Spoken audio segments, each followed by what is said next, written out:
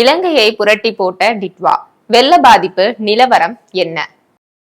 வங்கக்கடலில் உருவான டிட்வா புயல் இலங்கை வரலாற்றில் மறக்க முடியாத ஒரு மோசமான பேரிடராக மாறியிருக்கிறது. அந்நாட்டின் பெரும் பகுதியை சூறையாடிய இந்த புயலின் கோர தாண்டவம் மிகப்பெரிய அளவில் உயிர் சேதத்தையும் பொருளாதார இழப்பையும் ஏற்படுத்தி மக்களை மீளாத துயரத்தில் ஆழ்த்தியுள்ளது. வங்கக்கடலில் உருவான குறைந்த காற்றழுத்த தாழ்வு பகுதி படிப்படியாக தீவிரமடைந்து புயலாக வலுப்பெற்றது. இது நவம்பர் இறுதியில் இலங்கையை நோக்கி நகர்ந்ததால் அங்கு பல பகுதிகளில் வரலாறு காணாத கனமழை கொட்டி தீர்த்தது. தொடக்கத்தில் இலங்கையின் கிழக்கு மாகாணங்களான மட்டக்களப்பு, திருகோணமலை ஆகியவற்றை தாக்கிய டிட்வா புயல் பின்னர் வடக்கு மாகாண யாழ்ப்பாணம் நோக்கி நகர்ந்தது. மாத்தளை போன்ற பகுதிகளில் 56 சென்டிமீட்டர் வரை மழை பதிவானது. இந்த பெருமழை காரணமாக நாட்டின் பல முக்கிய ஆறுகளில் வெள்ளம் கரை புரண்டு ஓடியது. குறிப்பாக கெளனி ஆற்றில் வெள்ளப்பெருக்கு ஏற்பட்டுள்ளதால் கொழும்புவின் வடக்கு பகுதி முழுவதும் வெள்ளத்தால் சூழப்பட்டுள்ளது. தலைநகர் கொழும்பு முதல் யாழ்ப்பாணம் வரை பல நகரங்கள் வெள்ளத்தில் மூழ்கின. இன்னொரு புறம் நிலச்சரிவுகளாலும் அதிக பாதிப்புகள் ஏற்பட்டுள்ளன. பதுளை, கேகாலை உள்ளிட்ட மலைப்பாங்கான பகுதிகளில் ஏற்பட்ட மிக மோசமான நிலச்சரிவுகளில் பல கிராமங்கள் முழுமையாக புதையுண்டு போயுள்ளன.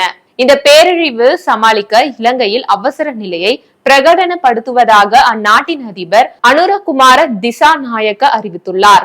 டிசம்பர் 1 நிலவரப்படி டிட்வா புயல் பாதிப்பால் உயிரிழந்தோர் எண்ணிக்கை 300 கடந்துள்ளதாக கூறப்படுகிறது. 400க்கும் மேற்பட்டோரை காணவில்லை என்பதால் இந்த உயிரிழப்பு எண்ணிக்கை மேலும் அதிகரிக்கலாம் என்று அஞ்சப்படுகிறது. கிட்டத்தட்ட 2 லட்சத்துக்கும் மேற்பட்டோர் 1275 முகாம்களில் தங்க வைக்கப்பட்டுள்ளனர்.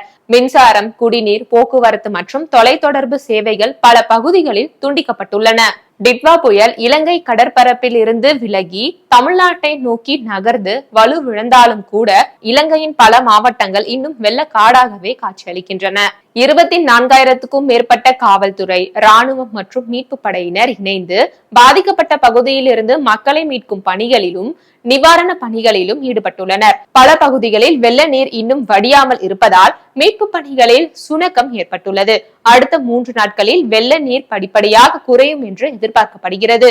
இலங்கையின் மீட்பு பணிகளை மேற்கொள்வதற்காக இந்தியா ஆபரேஷன் சாகர் பந்து என்ற பெயரில் நிவாரண பணிகளை மேற்கொள்வதற்காக சேட்டக் ஹெலிகாப்டர்கள் INS விக்ராந்த் கப்பலில் இருந்து அனுப்பி வைக்கப்பட்டன.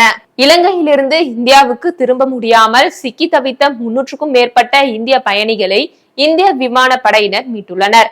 மீட்கப்பட்ட இந்தியர்கள் திருவனந்தபுரம் அழைத்து வரப்பட்டு அங்கிருந்து அவர்களின் சொந்த ஊர்களுக்கு அனுப்பி வைக்கப்படுகின்றனர். கடந்த சில ஆண்டுகளுக்கு முன்பு ஏற்பட்ட கடும் பொருளாதார நெருக்கடிக்கு பிறகு மெல்ல மீண்டு வந்து கொண்டிருந்த இலங்கையில் இந்த டிட்வா புயல் மிகப்பெரிய சேதத்தை விளைவித்திருக்கிறது.